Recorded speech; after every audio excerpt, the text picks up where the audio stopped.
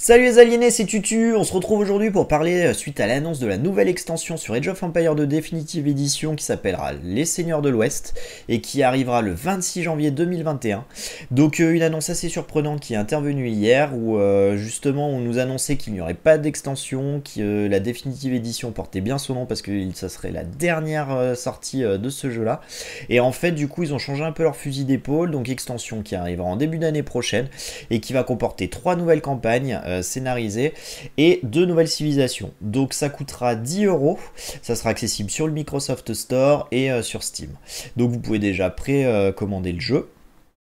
Donc une annonce, comme je le disais, très surprenante. Donc on va aller un peu voir le contenu et surtout les 2 nouvelles civilisations parce que c'est ce qui nous intéresse, les civilisations et les 3 campagnes. Donc on va aller jeter un œil à ça. Alors, hop.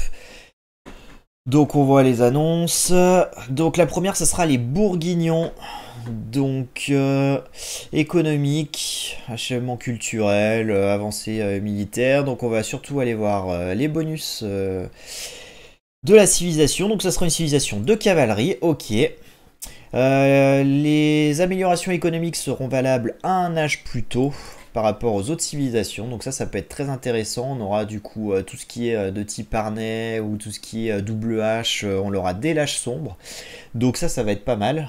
Ça mènera du coup un build order un peu différent des autres civilisations, donc pourquoi pas. Fallen Knight, donc lui qui ramènera donc 50% du coup d'or des chevaliers une fois qu'ils sont morts. Ça me semble quand même assez ouf. Je pense que ça sera rapidement nerf parce que 50% quand même de l'or dès qu'il décède, ça me semble quand même un peu cheaté. Donc bon, à voir si ça reste ainsi, mais en tout cas, ça fait de cette civilisation une civilisation très puissante. Alors peut-être du coup qu'il n'y aura pas les paladins, mais quand même sur le screen, quand même on voit des paladins. Donc bon. À voir ce que ça donnera, si ça restera ainsi, mais c'est assez surprenant, je trouve, comme annonce, et ça m'inquiéterait presque. Bref, les unités uniques, donc le Coustilier, qui est une unité de cavalerie qui peut charger, avec leurs attaques qui vont mettre des sortes de résonance, d'impact, donc je sais pas exactement comment ça se matérialisera, mais je pense que c'est l'unité qu'on voit ici, là. Donc bon, ça ressemble un peu au Létis, un chevalier avec une sorte de lance. Donc à voir ce que ça donnera, mais bon, j'ai hâte de voir ce que c'est exactement. Et une deuxième unité unique, le Flemish Militia, donc une unité d'infanterie avec un bonus contre la cavalerie, qui ne pourra être obtenu que lorsqu'on fera du coup la technologie dans le château, Flemish Révolution. Donc justement en parlant des technologies uniques, il y aura la Bourgonde Vineyard, donc qui va permettre de convertir toute la nourriture dans de l'or à un ratio de 2 pour 1. Ça veut dire que si vous avez 20 000 de bouffe, ça vous fait 10 000 d'or. Ça aussi, ça me semble quand même assez cheaté comme amélioration, parce que quand vous arrivez dans le late et que vous avez plus d'or et que vous faites cette conversion-là, ça vous donne quand même un sacré boost, hein, donc bon. À voir, surtout si vous jouez en team game et que les gens viennent à vous sling leur nourriture, là il y a moyen d'avoir vraiment beaucoup d'or. Donc je suis assez partagé sur cette technologie unique. Je sais pas si ça en restera ainsi, mais bon, ça me semble quand même très étonnant. Et donc Flemish Révolution dont on a parlé qui permettront de créer les miliciens Flemish. Donc voilà, on va aller voir vite fait quand même à quoi ça ressemble. Donc bon, c'est des bâtiments type franc, enfin tout ce qui est Europe de l'Ouest. Avec quand même une particularité, leur château est un peu différent des châteaux habituels. Donc ça je pense que ça sera leur château unique. Et donc on voit des paladins, on voit du coup leur unité unique. On voit pas la deuxième unité unique. Si je me trompe pas, j'ai pas l'impression qu'elle y est. Donc bon, on verra à quoi ça ressemble, mais en tout cas, c'est sûr qu'ils font pas les choses à moitié, que ça sera pas une civilisation pour rien. En tout cas, dans l'ordre des choses là, je pense que ça promet quand même pas mal de choses quand même cette affaire. Donc voilà pour cette civilisation. Donc il y aura une campagne dédiée à eux qu'on verra un petit peu après. La deuxième civilisation qui va être débloquée et qui va arriver, c'est les Siciliens. Donc les Siciliens, qui auront comme bonus, donc ce sera déjà une civilisation d'infanterie. Les châteaux et les forums seront construits 100% plus vite. Alors ça peut être intéressant pour faire un castle drop, pour boomer. En tout cas, ouais, c'est une up quand même que je trouve très très intéressant. Hein. Construire 100% plus vite un château, ça veut dire 2 fois plus vite. Effectivement, ça va être plutôt bon ça. Hein. Les unités militaires absorberont 33% des bonus de dégâts. Donc ça doit comprendre du coup les dégâts de la colline ou les choses comme ça. Je sais pas trop ce que ça représentera exactement, mais ça me semble être un bonus quand même plutôt intéressant ça. Hein. Donc à voir comment ça se matérialisera quand on le jouera. Chaque ferme upgrade Grants Farmer plus 1 de capacité. Alors ça me semble assez énorme aussi. Hein. Ça veut dire que une fois impérial, vos fermiers ils porteront plus 3 en plus. Donc c'est quand même intéressant. C'est quand même très intéressant. Hein. Ça va permettre justement un meilleur income de bouffe. Donc voilà, les Siciliens, pas mal du tout. On va aller voir un peu leur bâtiment unique. Donc ça s'appellera le donjon. Fortification unique qui permet d'entraîner du coup les sergents, leur unité unique. Donc on y viendra après, qui peuvent être en garnison dans ce bâtiment pour les protections. Les archers et les villageois qui vont dedans pourront projeter du coup des flèches. Donc bon, ça fait comme une grande tour j'imagine. Ça doit être probablement le bâtiment qu'on voit ici là.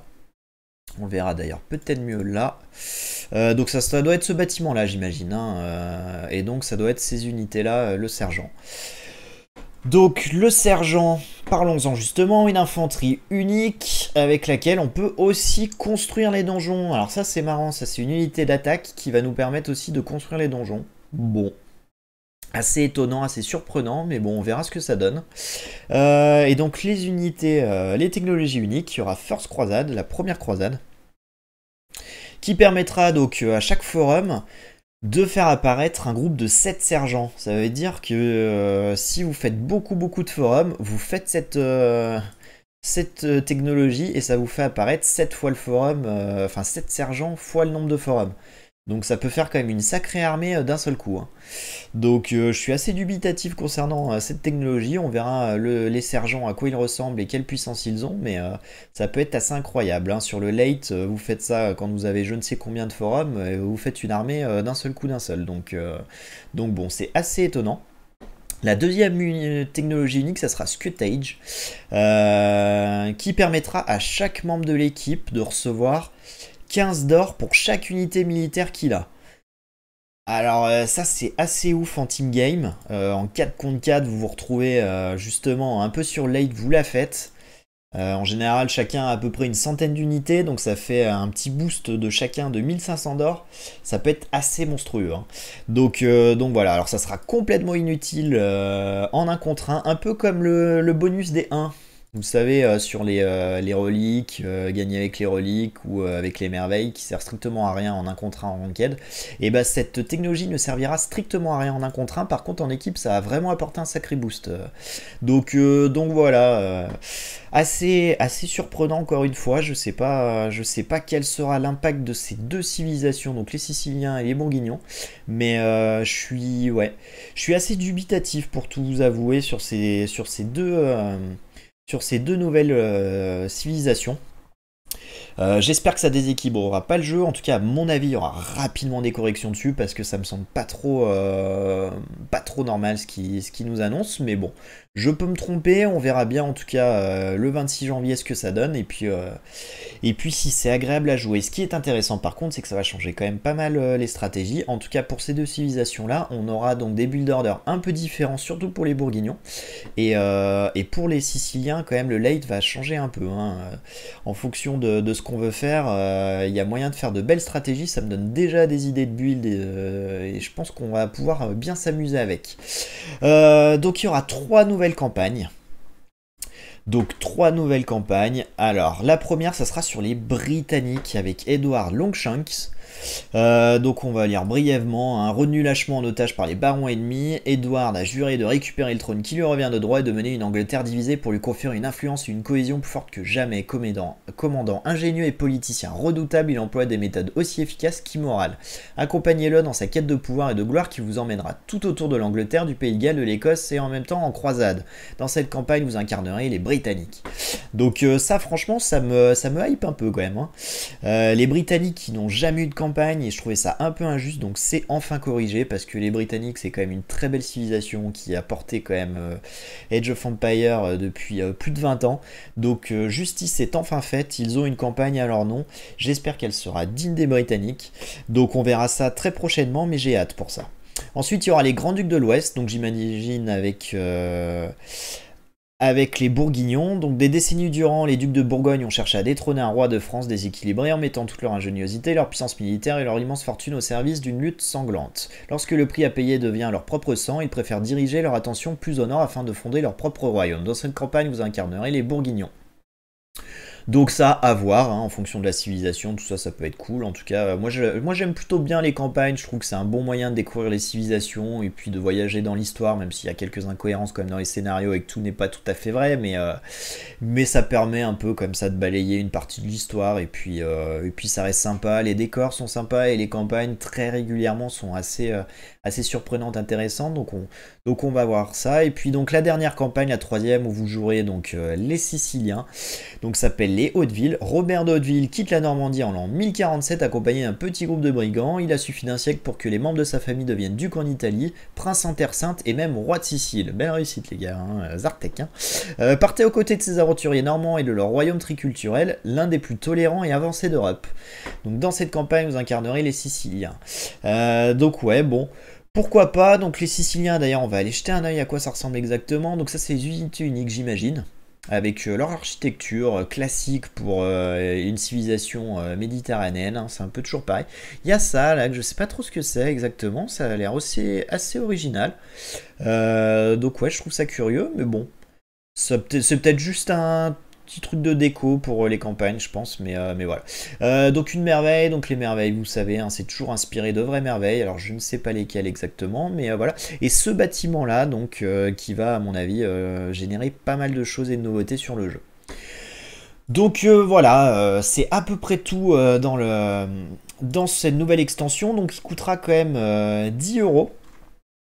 10 euros, donc comme je le disais, ça sera disponible sur Microsoft Store et sur Steam. 10 euros, 10 dollars. Bon, à voir, mais je trouve que c'est quand même un peu cher parce qu'au final, qu'est-ce qu'on a? On a 3 campagnes, 2 nouvelles civilisations. Bon, c'est à peu près la moitié du prix du jeu quand même, donc pour un jeu qui a plus de 20 ans. Donc bon, moi je suis assez dubitatif quand même, je suis assez inquiet et à la fois je suis quand même très content parce que ça veut dire que les développeurs ne lâchent pas le jeu, ça veut dire que le jeu a encore quand même un peu de vie devant lui. Je sais pas si ça ramènera vraiment du monde sur le jeu, mais en tout cas c'est quand même plutôt, je trouve, globalement une bonne nouvelle. Parce qu'il y a des choses nouvelles qui arrivent quand même. Et ça fait plaisir. Alors j'aurais préféré qu'il y ait des avancements significatifs sur Age of Empires 4. Mais peut-être qu'il y en aura, qui sait. En tout cas, voilà, une annonce d'extension qui arrive comme ça, un peu de nulle part. Et qui va peut-être changer un peu la donne. Donc à voir ce qu'il en sera. Moi je vais l'acheter dans tous les cas. J'apprécierais qu'il y ait des petits soldes de Steam et que ça coûte un peu moins de 10 euros, même si bon, c'est pas très cher, 10 balles, mais sur le principe, voilà, je trouve ça un poil cher par rapport au contenu. Mais à voir, peut-être qu'il y aura des bonnes surprises. En tout cas, j'ai hâte de voir ce que ça peut donner. Et puis j'ai vraiment hâte de tester ces 2 nouvelles civilisations. Donc voilà. Donc ça sera tout pour cette vidéo.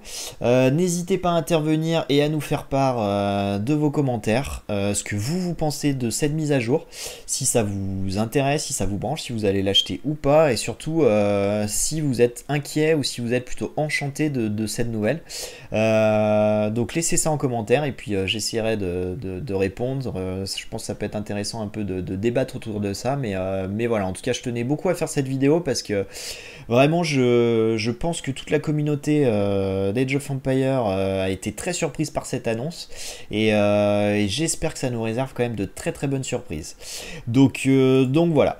Moi je vais vous laisser, on va se retrouver très prochainement pour une nouvelle vidéo où je vais essayer de faire notamment une vidéo sur les contres des unités de Age of Empires, notamment pour les débutants et les amateurs, justement savoir quoi jouer en fonction de ce qu'il y a en face. Je pense que ça sera très intéressant. Donc voilà, je vous dis donc à très bientôt les aliénés pour une nouvelle vidéo. Allez, salut!